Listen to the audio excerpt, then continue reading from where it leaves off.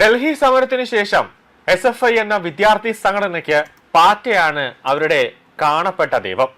കാരണം ഡൽഹിയിൽ ജന്തർ മന്ദിറിൽ ഈ പാറ്റ പ്രവർത്തകർ ഒറ്റപ്പെട്ടു പോയപ്പോൾ ഒരാളും തിരിഞ്ഞു നോക്കാൻ, ഒരു പൊതുജനം പോലും തിരിഞ്ഞു നോക്കാൻ ഇല്ലാതെ വന്നപ്പോൾ അവർക്ക് കൂടെ നിന്നത് SFI ആണ്. കാരണം ഏത് തരികട പരിപാടിക്കും, എന്ത് വൃത്തികെട്ട പരിപാടിക്കും SFI എന്ന വിദ്യാർത്ഥി സംഘടന മുന്നിൽ നിൽക്കുമെന്നതിൽ യാതൊരു സംശയവുമില്ല. അങ്ങനെയാണ് ഈ പാറ്റ പ്രവർത്തകരോടൊപ്പം കൂടിയാണ് ഇവരെ ഡൽഹി മുഴുവനും ഒരു ആക്രമണത്തിന്റെ ഒരു അന്തരീക്ഷത്തിലേക്ക് ഇവർ കൊണ്ടെത്തിച്ചത്. പാറ്റ വീണ കഞ്ഞിയാണ് ഇനി SFIക്കാരുടെ ഏറ്റവും പ്രിയപ്പെട്ട ഭക്ഷണം. ഇനി ഏതൊക്കെ ഭക്ഷണത്തിൽ പാറ്റ വീണിട്ടുണ്ടോ അതൊക്കെ അവർ നല്ലപോലെ ആസ്വദിച്ച് രസിച്ച് അവർ കുടിക്കും.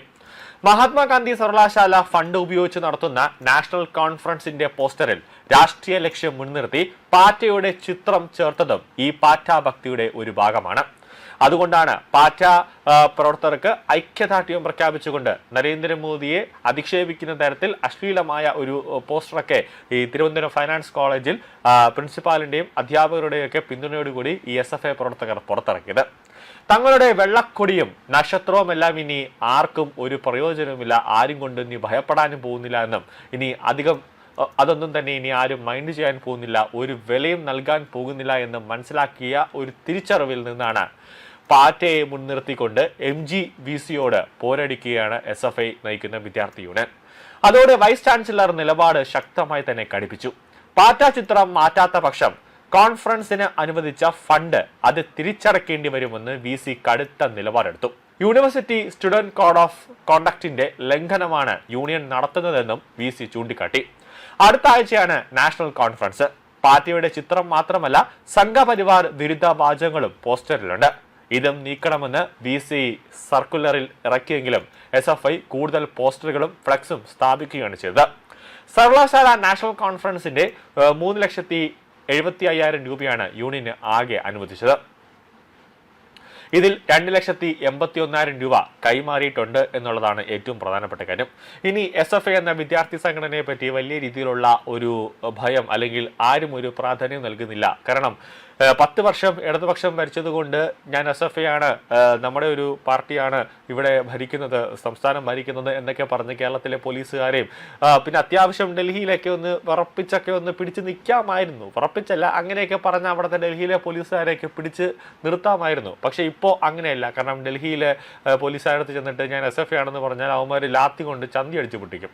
കൂടാതെ കേരളത്തിൽ ഇപ്പോൾ UDF ആണ് ഭരിക്കുന്നത്. ഒന്നാമതോ അവന്മാർ പണ്ട് മുതലേ ഡൽഹിയിലെ പോലീസുകാർ കോൺഗ്രസിന് ഒരു വില നൽകുന്നില്ല. അപ്പോൾ SFI ആണെന്നൊക്കെ പറഞ്ഞു കഴിഞ്ഞാൽ ഒരു വില പോലും നൽകില്ല. കാരണം അതുകൊണ്ടാണ് ഐഷി ഘോഷിനെ അടക്കം 2 ദിവസത്തിന് മുമ്പേ ഡൽഹിയിലെ പോലീസുകാർ, നമ്മുടെ കേരളത്തിലെ പോലീസുകാർ പോലും AKG സെന്ററിന്റെ പഴി ചവിട്ടാനായിട്ട് മുട്ടടിച്ച് നിൽക്കുന്ന ആ സമയത്താണ് ഡൽഹിയിലെ പോലീസുകാരെല്ലാം കൂടെ AKG സെന്ററിലേക്ക് ഇറച്ചി കയറി ഐഷി ഘോഷിനെ കസ്റ്റഡിയിലെടുക്കാനുള്ള ഒരു നീക്കം നടത്തിയത്.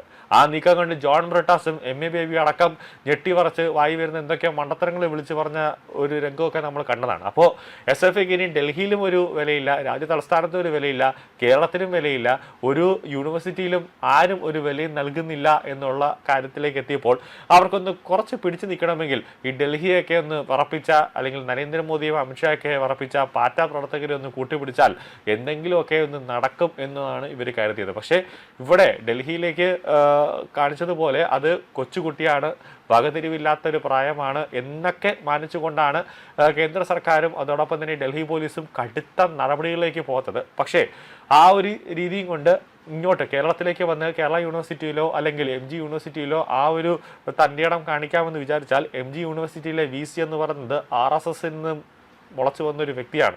RSSന്റെ ആ ഒരു പാതയിലേക്ക് പോകുന്ന ഒരു വ്യക്തിയാണ്. അവിടെ ചെന്നിട്ട് ഈ MG യൂണിവേഴ്സിറ്റിയിലെ VCയെ തടഞ്ഞു വയ്ക്കാം, VCയുടെ ചേംബറിൽ കയറി VCയെ ഭീഷണിപ്പെടുത്താം എന്നൊക്കെ പറഞ്ഞാൽ VC ചിലപ്പോൾ ചെവുകുറ്റി അടിച്ചു പൊളിക്കുന്ന രീതിയിലേക്ക് VC എത്തും. പിന്നെ ബാക്കി പ്രതിഷേധമായിരുന്നാലും പിന്നെ എന്ത് കേസ് വന്നാലും VCക്ക് അത് ഒരു മൈൻഡും ഇല്ലാത്ത രീതിയിൽ VC അത് തള്ളിക്കളയുന്ന രീതിയിലേക്ക് കാര്യങ്ങളെത്തും. അതുകൊണ്ട് കയ്യൂക്കിൻ്റെ ബലമൊക്കെ ഉള്ള ഒരു കാര്യം കഴിഞ്ഞു. ഇനി പറയുന്നത് പോലെ SFIക്കാർ കേട്ടില്ലെങ്കിൽ മിക്കവാറും MG സർവകലാശാലയിൽ നിന്നായിരിക്കും ആദ്യം ഈ SFI എന്ന പാർട്ടിയെ അടിച്ചു പുറത്താക്കാനുള്ള ഒരു നീക്കത്തിലേക്ക് പോകാൻ വേണ്ടി PC എന്തും ചെയ്യും എന്നുള്ളതാണ് ഏറ്റവും പ്രധാനം. അതുകൊണ്ട് അവർക്ക് അവിടെ സംഘടനാ പ്രവർത്തനങ്ങൾ കോളേജിൽ തുടങ്ങണമെങ്കിൽ PC പറയുന്നത് അക്ഷരം പ്രതി കേട്ട് ആ പാർട്ടി പ്രവർത്തകരുടെ പോസ്റ്ററൊക്കെ അവിടെ നിന്നെടുത്ത് മാറ്റി കഴിഞ്ഞാൽ അവർക്ക് നാഷണൽ കോൺഫറൻസിൽ പങ്കെടുക്കാനും പറ്റും. അവിടെ ഇനി ഏത് തെരഞ്ഞെടുപ്പ് സർവകലാശാല തെരഞ്ഞെടുപ്പ് വരുമ്പോൾ SFIക്ക് അവിടെ പങ്കെടുക്കാനും പറ്റും. അത് ഇലയ്ക്കും ഉള്ളിലും കേടില്ലാത്ത രീതിയിലേക്ക് പാർട്ടിക്ക് അവിടെ SFIക്ക് അവിടെ പോകാൻ പറ്റും എന്നുള്ളതാണ് ഏറ്റവും പ്രധാനം.